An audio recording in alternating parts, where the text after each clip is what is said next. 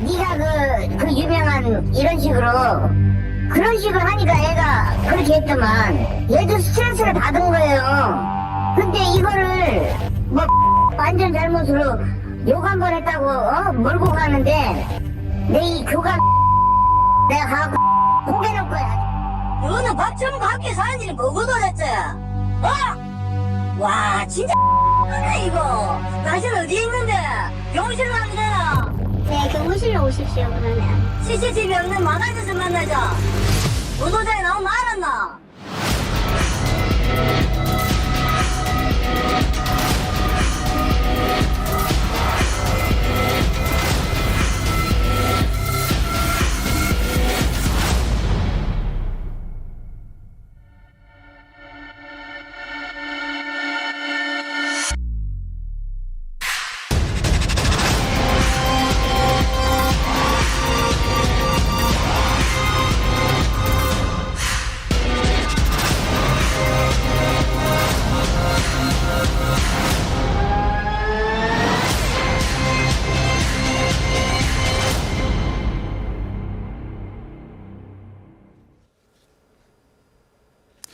최근에 교권 침해 사건이 잇따라 알려지면서 학교 내 교권의 열악한 현실이 여러 각도에서 조명되고 있죠.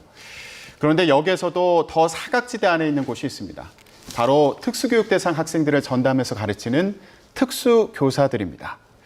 오늘은 교권 침해 사건을 겪어도 말조차 하기 어렵다는 특수교사들의 얘기를 들어보는 시간 마련했습니다. 전국 특수교사 노조의 정원아 정책실장 나와 계십니다. 안녕하십니까? 안녕하세요. 네. 자, 지금 현직에 계시다고 들었습니다. 네, 맞습니다. 경기도에 있는 초등학교의 특수학급에서 근무하고 있습니다. 지금 특수학급 같은 경우에는 보통 어떤 식으로 운영이 됩니까? 특수학급은 이제 1학년부터 6학년까지 모든 학년의 아이들이 모여서 함께 공부를 하는 곳인데요. 저희 반에 있는 아이들은 이제 통합학급이라고 부르는 자기 원래 소속 학급, 일반 학급이랑 그리고 저희 특수학급을 왔다 갔다 하면서 공부를 합니다. 특수학급에서는 주로 국어, 수학 같은 주요 교과 공부를 하고요. 나머지 교과는 일반 학급, 통합학급에서 공부하면서 다른 아이들이랑 함께 어울리는 시간을 갖습니다. 보통 초등 기준으로 한 학급에 6명까지 있을 수 있습니다. 아, 그러면 주로 어떤 학생들이 그 학급에 있는 건가요? 자폐성장애, 지적장애, 시각장애, 청각장애, 지체장애, 특수교육법에 이런 다양한 장애 유형들이 규정되어 있고요. 그 학생들이 함께 모여서 공부합니다. 그렇군요. 자, 이제 본격적으로 얘기를 해보겠습니다. 특수교육 대상 학생들을 가르치는 과정에서 교권 침해를 당하는 사례도 많이 있다고 들었습니다. 저희가 그 관련 사례를 좀 받아서 정리를 해봤는데 그래픽을 보면서 얘기를 좀 해보도록 하겠습니다. 네, 학생들 앞에서 장애 학생에게 여러 차례 맞았다. 나보다 힘이 센 학생에게 맞아서 죽을 수 있다고 느꼈다. 예, 이런 사례도 있었고요. 자, 수업 중에 자신의 성기를 만지고 교사와 주변 학생의 가슴을 만지는 것을 반복했다. 네, 또 다른 사례입니다. 초등학교 4학년생이 심한 욕설과 폭행을 했다. 이후에 이거 틱이라서 못 고쳐요. 나한테 뭐라고 하지 마세요. 자, 이러면서 폭언을 했다는 그런 내용입니다. 자, 이런 사례를 좀 들으시면 어떤 생각이 드세요? 네, 저희 노조로도 이런 사례가 종종 많이 접수가 됩니다. 그럴 때마다 또 교사로서 그리고 한 사람의 인간으로서 안타까움이 드는 것도 사실입니다. 예. 근데 궁금한 게 이런 상황에서 선생님들은 어떻게 대처하시는지 궁금합니다. 저희는 일단 그러니까 교사 양성 과정에서 긍정적 행동 지원이라는 프로그램을 따로 배웁니다. 이거는 이제 학생들의 행동을 긍정적인 방향으로, 긍정적인 방법을 사용해서 변화시키는 프로그램인데요. 사실 이렇게 좀 극단적이라고 할 수 있는 강도가 높은 돌발 행동에 대해서는 저희가 대처하는 방법을 따로 정확하게 배우지는 못했어요. 그리고 관련된 매뉴얼도 없는 게 현실입니다. 예. 네, 그래서 따로 대처할 수 있는 방법은 없다고 할 수 있겠습니다. 좀 이렇게 심하게 느껴진 돌발 행동 같은 경우에는 어떻게 대응하는지 매뉴얼이 없어서 좀 어려움이 네, 있다는 말씀이시죠? 맞습니다. 긍정적 행동을 이제 유도하는 방향으로 교육을 한다고 하셨는데 네. 예를 들면 어떤 것들이 있을까요? 예를 들어서 학생이 의사표현을 정확하게 하는 방법을 잘 모르기 때문에 그거를 짧은 낱말 아니면 몸짓 같은 사회적으로 더 통용되고 다른 사람과 잘 어울릴 수 있는 방법으로 의사를 표현할 수 있도록 교육하는 거예요. 근데 혹시라도 이 과정에서 그 특수교육 대상이 되는 학생들 같은 경우에 이제 의사소통이 잘 안 되는 경우도 있다 보니까 좀 더 엄한 훈육법을 쓰도록 되어 있나? 예, 이것도 궁금하더라고요. 어떻습니까? 저희는 항상 제일 염두에 두고 있는 게 일관적인 지도입니다. 이랬다가 좀 더 봐줬다가 다시 더 갑자기 엄하게 했다가 이렇게 하면 학생이 행동을 잘 형성할 수 없기 때문에 항상 일관적으로 학생을 지도하는 게 제일 중요합니다. 아, 그렇군요. 일관되게 네. 아이들을 이제 대하는 것이 중요하다. 네. 예. 자, 근데 일관되게 대응하더라도 좀 소통이 안 되다 보니까 답답하거나 아니면 말을 잘 못 알아듣는다고 생각될 때 어떤 식으로 대응하시는지 좀 현장에서는 어떻게 대응하세요? 교육적으로 일관적으로 지도하는 게 교사들의 자세겠죠. 근데 이런 경우도 있다고 들었습니다. 그 다른 친구를 폭행하려고 하는 특수교육 대상 학생이 있었는데 그 친구를 말리려고 팔을 잡은 거예요, 선생님이. 근데 그 모습을 이제 누군가 목격을 했고 그것만으로 아동학대로 학부모가 신고를 했다. 예. 자, 선생님 입장에서 이제 억울할 수도 있겠다는 생각이 드는데 이런 경우에는 어떻게 진행이 되나요? 일단 아동학대 신고가 들어오면 교사는 그 즉시 해당 아동과 분리 조치가 됩니다. 그래서 수업을 배제당하거나 아니면 직위 해제까지 연결이 되는 경우도 많아요. 그런데 이렇게 되면 사실 그 교사는 그때부터는 교사가 아니라 피고인의 신분으로서 몇 년이 걸릴지 모르는 법정 싸움을 혼자서 이어나가게 되는 거거든요. 그런데 이게 참 안타까운 현실인 게 지금 현장에도 방금 말씀하신 것 같은 사례를 두려워하시는 선생님들이 굉장히 많아요. 그래서 지금도 교육 활동이 계속 위축되고 있는 게 사실이고요. 그런데 또 한편으로는 이런 아동학대 신고를 받은 경우에는 교사는 다른 케이스에 비해서 무고 비율이 더 높은 것으로 드러나고 있습니다. 그래서 이게 결국은 아동학대법의 난점이 아닌가라고 저희는 생각을 하고 있는데요. 교사의 정당한 교육 활동에 대해서는 면책 사유를 주는 그런 개정이 지금 이뤄지길 바라고 있습니다. 네.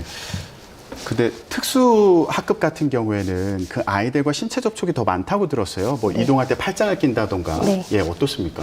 네, 맞습니다. 특수학교, 특수학급 같은 곳에서는 아이들이랑 같이 몸으로 직접 같이 가르치고 즐겁게 부대끼면서 학습 활동을 해야 하는 일이 일반 아동에 비해서 조금 더 많은 케이스들이 있어요. 그래서 사실 그런 교육 활동에 대한 매뉴얼을 달라고 저희는 간절하게 요구하고 있는 상황입니다.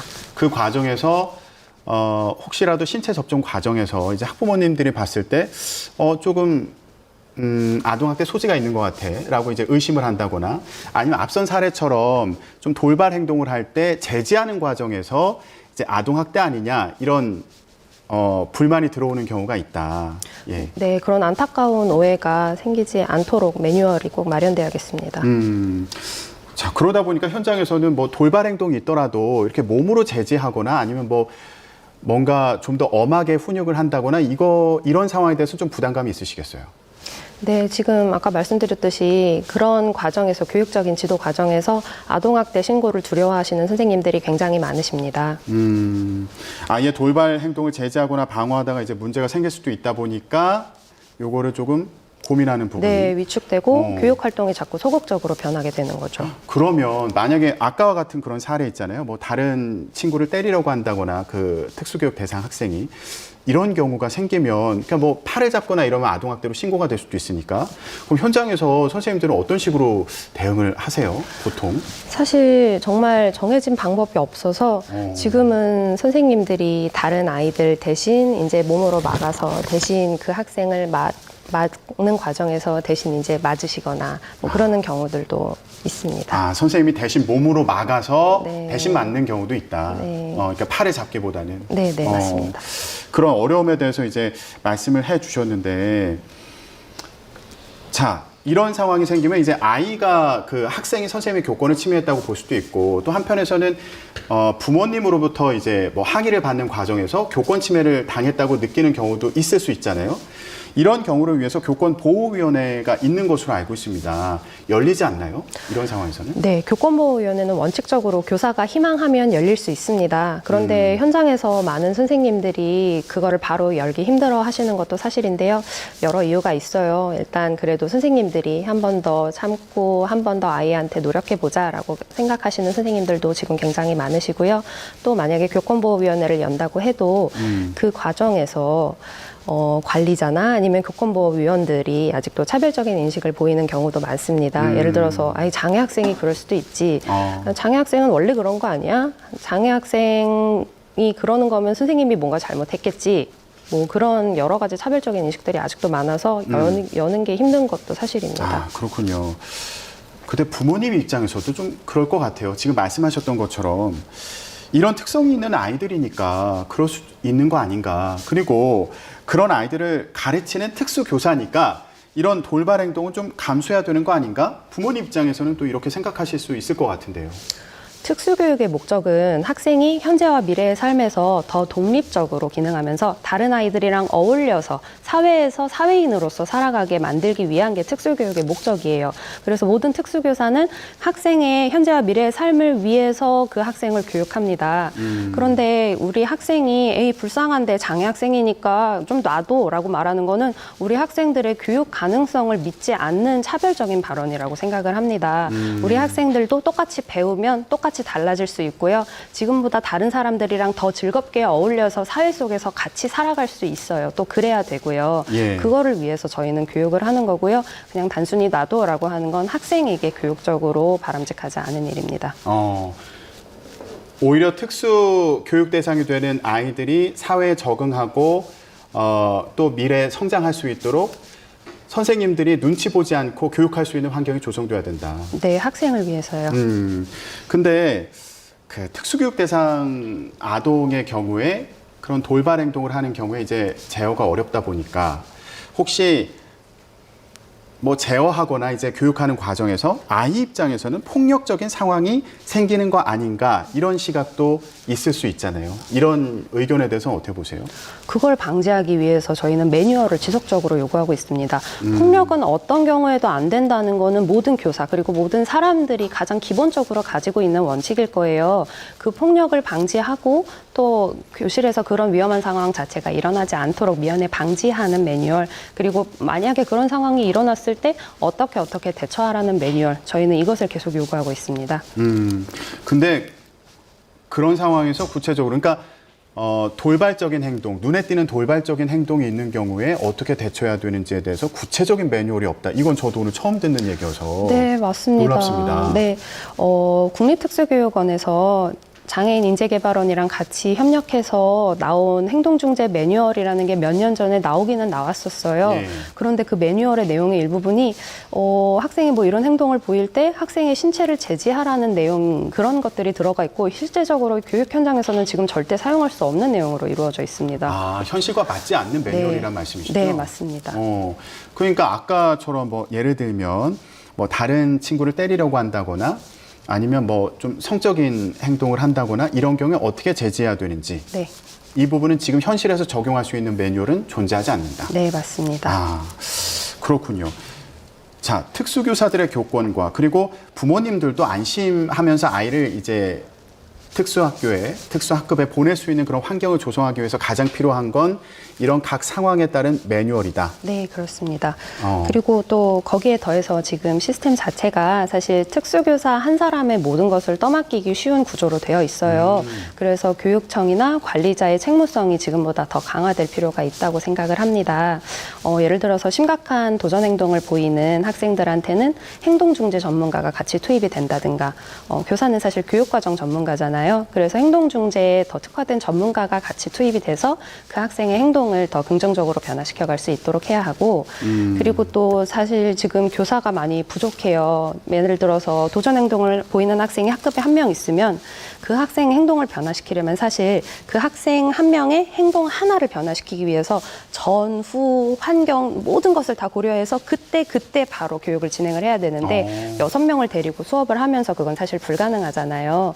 그래서 지금 특수교육법에 정해져 있는 초등기준 한 학급에 6명 이거 사실 너무 많아요. 특수교육법 개정을 통해서 교사 수를 더 늘리고 학생당 교사 수를 늘리고 학급당 학생 수를 줄이고 그리고 또 교사가 병가를 들어가서 치료를 받을 때 대체교사를 구하기 어려운 경우도 많아서 예. 대체교사 그리고 학생을 같이 지도할 수 있는 협력교사 이런 제도도 충분히 마련이 돼야 된다고 생각합니다. 네, 알겠습니다.